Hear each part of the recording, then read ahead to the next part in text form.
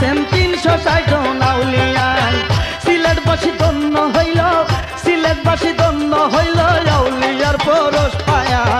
এই বাংলাতে শুইয়া আছেন 360 জন আউলিয়া, এই বাংলাতে শুইয়া আছেন 360 জন আউলিয়া।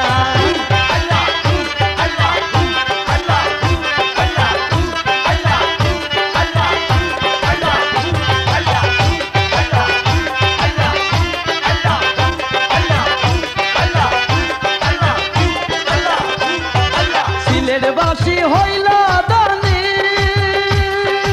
অলির মানে হইল মানি।